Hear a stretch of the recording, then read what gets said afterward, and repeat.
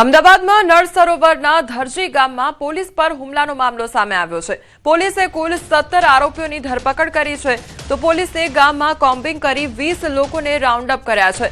દારૂની રેડ કરવા ગયેલ પોલીસ પર ગામવાસીઓએ હુમલો કર્યો હતો તો એક આરોપીને પકડવા જતા આરોપી ફરાર થયો હતો। પીછો કરી પોલીસે પકડતા મામલો બીચક્યો હતો।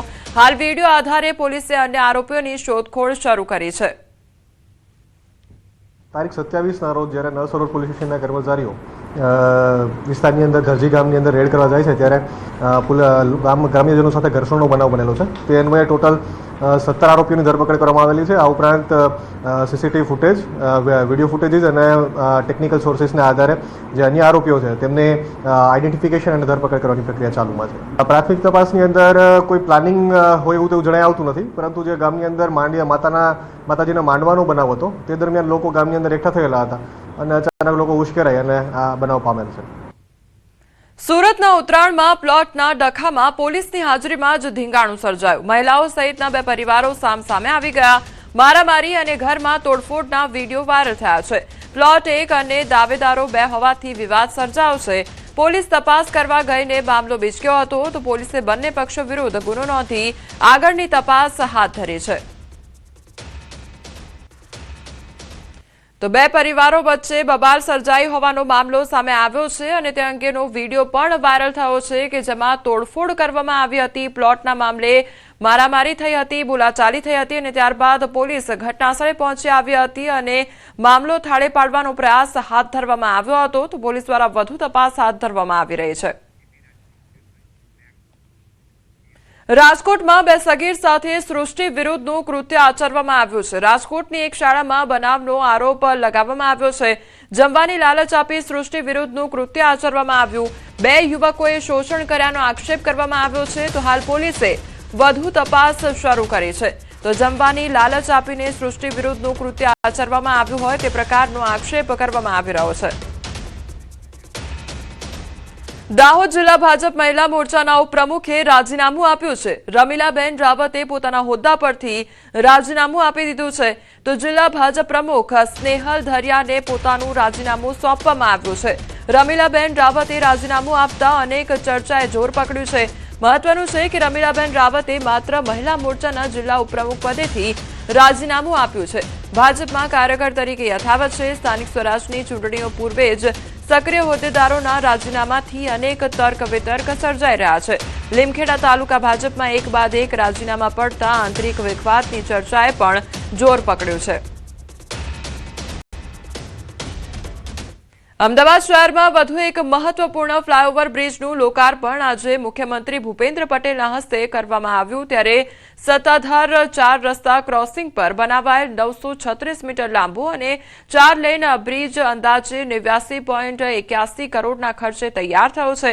આ બ્રિજથી ઘાટલોડિયા, સોલા, થલતેજ અને આસપાસના વિસ્તારોમાં ટ્રાફિકની સમસ્યા હલ થશે અને આશરે 1.5 લાખ વાહન ચાલકોને મોટી રાહત મળશે।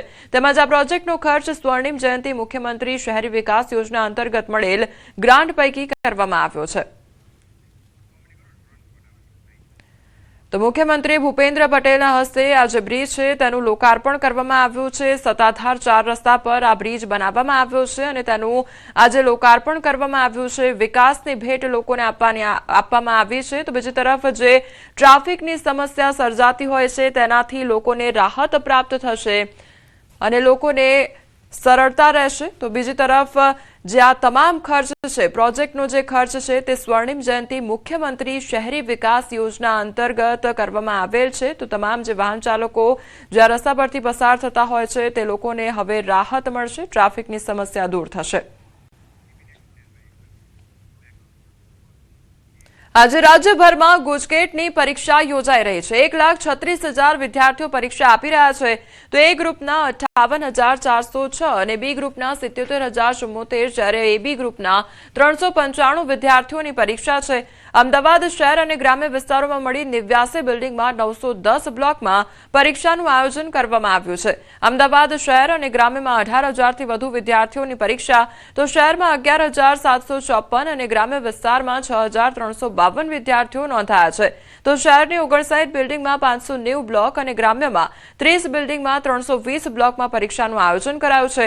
ધોરણ 12 સાયન્સના 1.25 લાખથી વધુ વિદ્યાર્થીઓ ગુજકેટ પરીક્ષા આપશે તો સીસીટીવી અને પોલીસના ચુસ્ત બંદોબસ્ત વચ્ચે પરીક્ષા યોજાશે। ગુજકેટની પરીક્ષા 3 તબક્કામાં યોજાશે। આરોગ્યની ટીમો પણ તમામ કેન્દ્ર પર ઉપસ્થિત રાખવામાં આવી છે।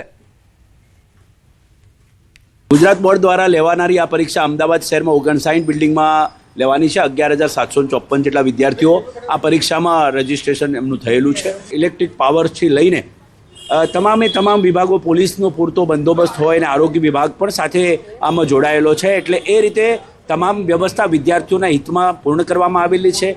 ગેરરીતિ ન થાય તે માટે સીસીટીવી કેમેરામાં જ આખી પરીક્ષા લેવાય છે। આજથી 2 દિવસ પણ માવઠું કરશે હેરાન। ઉત્તર પૂર્વ ગુજરાતમાં માવઠું થશે। સૌરાષ્ટ્ર કચ્છમાં રહેશે છૂટો છવાયો વરસાદ તો બનાસકાંઠા, થરાદ, સાબરકાંઠામાં માવઠું થશે। મહેસાણા, અરવલ્લી, દાહોદમાં પણ વરસાદ વરસી શકે છે। ગાંધીનગર, અમદાવાદમાં પણ હળવા વરસાદની આગાહી કરવામાં આવી છે।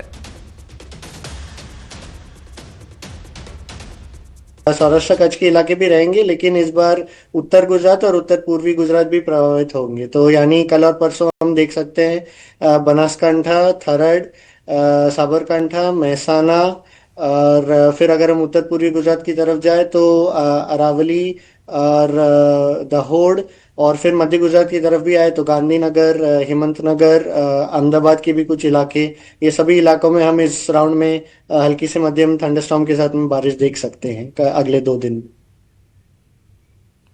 હવામાન નિષ્ણાંત અંબાલાલ પટેલનું અનુમાન પણ સામે આવ્યું છે। એપ્રિલમાં પણ રાજ્યમાં પલટાશે વાતાવરણ। પશ્ચિમી વિક્ષેપ આવતા હવામાન પલટાશે તો મે સુધી પ્રી મોન્સૂન એક્ટિવિટીની સંભાવના વ્યક્ત કરવામાં આવી છે।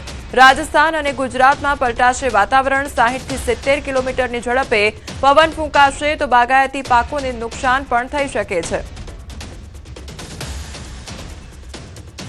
માત્ર 28, 29, 30માં નહીં, એપ્રિલની 2 તારીખ સુધીમાં અને એપ્રિલમાં એક પછી એક આવતા 25 દિવસોમાં લગભગ 50 થી 60 કિલોમીટર ઝડપના પવનો ફૂંકાવાની શક્યતા પ્રી મોન્સૂન એક્ટિવિટીમાં એપ્રિલમાં પણ દર્શાવે છે।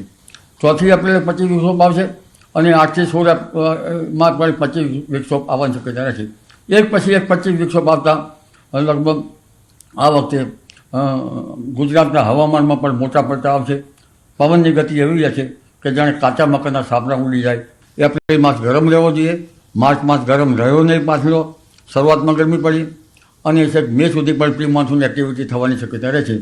આરબ કન્ટ્રીમાં તો વરસાદ થશે, પણ દેશના ઉત્તરીય પર્વતીય પ્રદેશોમાં તારીખ 28, 29માં ભારે મેઘગર્જના સાથે, સખ્ત પવનના તોફાનો સાથે અને કરા પડવા સાથે અસર થવાની શક્યતા રહેશે।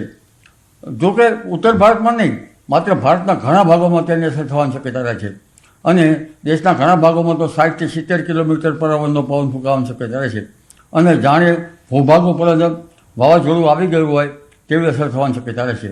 ગુજરાતના ભાગો અંગે જોઈએ તો રાજસ્થાનના ભાગોમાં લગભગ 60 થી 70 કિલોમીટર પર અવરની ગતિવિધિનો પવન ફૂંકાવાની શક્યતા રહેશે અને ઉત્તર ગુજરાતના ભાગોમાં પણ 50 થી 60 કિલોમીટરનો પવન ફૂંકાવાની શક્યતાથી લગભગ પવનની ગતિ વધારે હોવાથી બાગાયતી પાકોને કંઈક હરકત આવી શકે।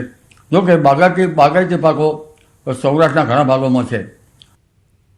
રાજ્યમાં હજુ પણ કમોસમીનું સંકટ જોવા મળી રહ્યું છે। વરસાદની આગાહીના પગલે દ્વારકા જિલ્લાના ખંભાળિયા તાલુકાના ગ્રામ્ય વિસ્તારના ખેડૂતોના